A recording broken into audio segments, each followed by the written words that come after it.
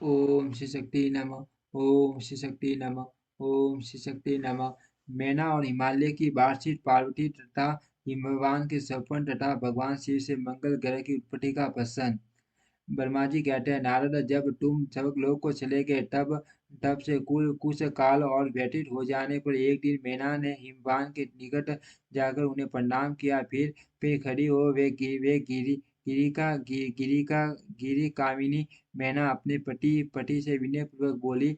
मैना ने कहा, प्राणनाथ, उस दिन नारद मुनि ने जो बात कही थी उसको स्त्री स्वभाव के कारण मैंने अच्छी तरह नहीं समझा। मेरी तो ये प्रार्थना है कि आप कन्या का विवाह किसी सुंदर वर के साथ कर दीजिए। वह विवाह सर्वथा अपूर्व सुख देने वाला होगा। गिरिजा गिरि गिरिजा का वर शुभ लक्षणों से संपन्न और कुलीन होना चाहिए। मेरी बेटी मुझे प्राणों से भी अधिक प्रिय है। वह उत्तम वर पाकर जिस प्रकार भी प्रसन्न और सुखी हो सके वैसा कीजिए। आपको मेरा नमस्कार है। ऐसा कहकर मैना अपने पति के चरणों पर गिर पड़ी। उस समय उनके मुख पर आंसुओं की धारा बह रही थी। प्राज्ञ शिरोमणि हिमवान ने उन्हें उठाया और यथावत समझाना आरंभ किया।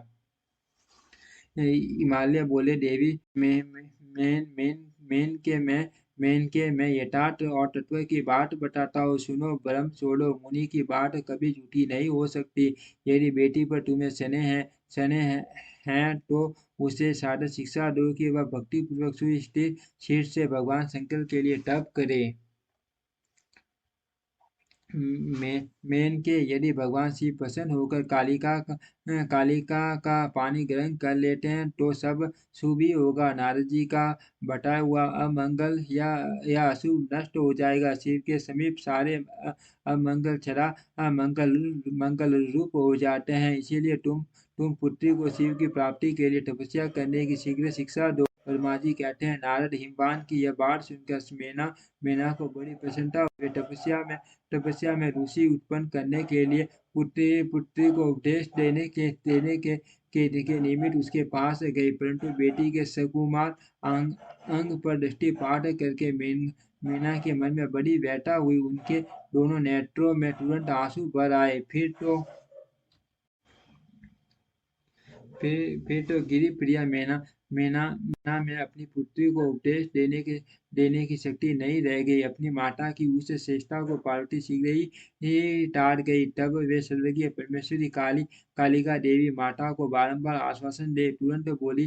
पार्वती ने कहा, माँ, तुम बड़ी समझदार हो, मेरी यह बात सुनो। आज पिछली रात्रि के समय मुहूर्त में मैंने एक सपन देखा, उसे बताती हूँ। माता जी, सपन में एक दयालु एवं तपस्वी ब्राह्मण ने मुझे शिव की प्रसन्नता के लिए उत्तम तपस्या करने का प्रसन्नतापूर्वक उपदेश दिया है। नारद, ये सुनकर मेनका ने शीघ्र अपने पति को बुलाया और पुत्री के देखे हुए सपन को पुनः कह सुनाया।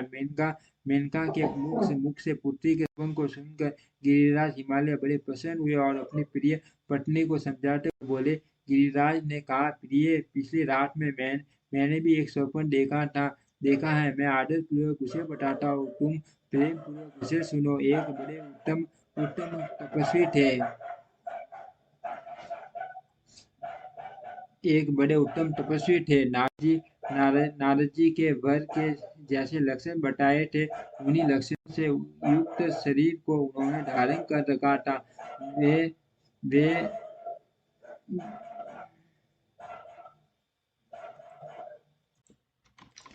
गिरिराज ने कहा, प्रिय, पिछली रात मैंने भी एक स्वप्न देखा था। मैं आदर पूर्वक उसे बताता हूँ, तुम प्रेम पूर्वक उसे सुनो। एक बड़े उत्तम तपस्वी थे। नारद जी ने वर के जैसे लक्षण बताए थे, उन्हीं लक्षणों से युक्त शरीर को उन्होंने धारण कर रखा था। वे बड़ी प्रसन्नता के साथ मेरे नगर के निकट तपस्या करने के लिए आए। उन्हें देखकर मुझे बड़ा हर्ष हुआ और मैं अपनी पुत्री को साथ लेकर उनके पास गया। उस समय मुझे ज्ञात हुआ कि नारद जी के बताए हुए वर भगवान शंभु यही हैं। तब मैंने उन तपस्वी की सेवा के लिए अपनी पुत्री को उपदेश देकर उनसे भी प्रार्थना की कि वे इसकी सेवा स्वीकार करें, परंतु उस समय उन्होंने मेरी बात नहीं मानी। इतने में ही वहाँ वहाँ सांख्य और वेदांत के अनुसार बहुत बड़ा विवाद छिड़ गया। तदनंतर उनकी आज्ञा से मेरी बेटी वहीं रह गई और अपने हृदय में उन्हीं उन्हीं की कामना रख भक्ति पूर्वक उनकी सेवा करने लगी। सुमुखी, यदि मेरा देखा हुआ सपन है जिसे मैंने तुम्हें बता दिया, अर्थ प्रिय, मैंने कुछ काल तक इस सपन के फल की प्रतीक्षा या प्रतीक्षा करनी चाहिए। इस समय यही उचित जान पड़ता है। तुम निश्चित समझो, यही मेरा विचार है। ब्रह्मा जी कहते हैं, मुनिवर नारद ऐसा कहकर गिरिराज, हिमवान और मेनकासुर जैसे उस सपन के फल की प्रतीक्षा एवं प्रतीक्षा करने लगे। देवऋषि भक्त शिरोमणि भगवान शंकर का यश परम पावन मंगलकारी शक्ति वर्धक और उत्तम है।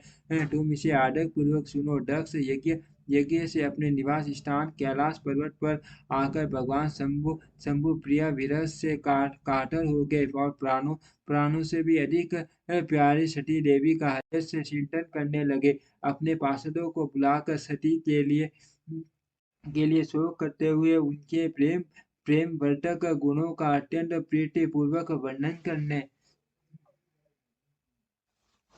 करने करने लगे। यह सब उन्होंने सांसारिक गति को दिखाने के लिए किया।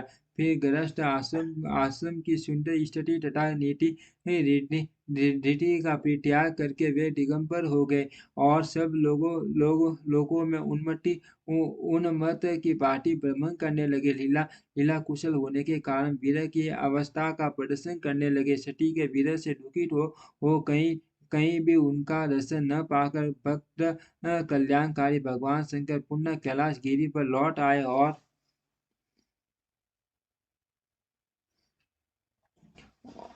और मन को यत्नपूर्वक एकाग्र करके उन्होंने समाधि लगा ली, जो समस्त दुखों का नाश करने वाली है। समाधि में वे अविनाशी स्वरूप का दर्शन करने लगे। इस तरह तीनों गुणों से रहित हो वे भगवान से चिरकाल तक सुस्थिर भाव से समाधि लगाए बैठे रहे। वे प्रभु स्वयं ही माया के अति निर्विकार ब्रह्म है। तदंतर जब असंख्य वर्ष व्यतीत हो गए, तब उन्होंने समाधि छोड़ी। उसके बाद तुरंत ही जो चरित्र हुआ उसे मैं तुम्हें बताता हूँ। भगवान शिव के ललाट से उस समय श्रम जनित पसीने की एक बूंद पृथ्वी पर गिरी और तत्काल एक शिशु के रूप रूप शिशु के रूप में परिणत हो गई। उन्हें उस बालक के 4 भुजाएं थी, शरीर की कांटें लाल थी और आकार मनुष्य था। दिव्य श्रुति से दीप्तिमान वह शोभाशाली बालक अत्यंत दुष्ट तेज से संपन्न था। तथापि उस समय लोकाचार परायण परमेश्वर शिव के आगे आगे वह साधारण शिशु की भांति रोने लगा। यह देख पृथ्वी भगवान शंकर से भयमान उत्तम बुद्धि से विचार करने के पश्चात सुंदरी स्त्री का रूप धारण करके वही प्रकट हो गई। उन्होंने उस सुंदर बालक को तुरंत उठाकर अपनी गोद में रख लिया और अपने ऊपर प्रकट होने वाले दूध को ही स्तयन के रूप में उसे पिलाने लगी। उन्होंने स्नेह से उसका मुंह सुमा और अपना ही बालक मान हंस कर उसे खिलाने लगी। परमेश्वर शिव का हित साधन करने वाली पृथ्वी देवी सच्चे भाव से स्वयं उसकी माता बन गई।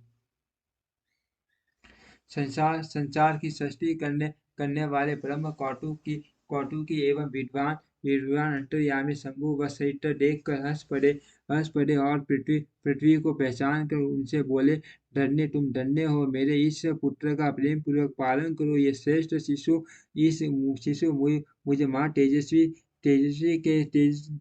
शंभु के श्रम जल पसीने से तुम्हारे ही ऊपर उत्पन्न हुआ है।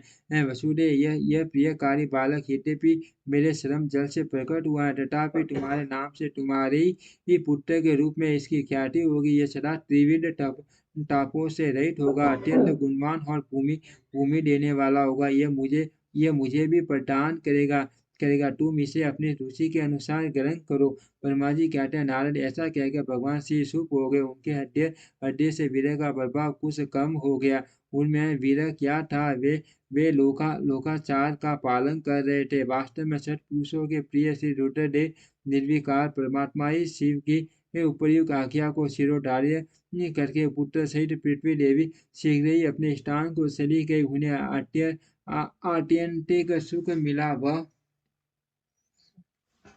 वह बालक बॉम नाम से प्रसिद्ध हो युवा होने पर तुरंत काशी चला गया और वहां उसने देख काल तक भगवान शंकर की सेवा की। विश्वनाथ जी की कृपा से ग्रह ग्रह की पदवी पाकर वे भूमि कुमार शीघ्र ही श्रेष्ठ एवं दिव्य लोक में चले गए जो शुक्र लोक से परे हैं। ओम श्री शक्ति नमः। ओम श्री शक्ति नमः। ओम श्री शक्ति नमः। ओम श्री शक्ति नमः। ओम श्री शक्ति नमः।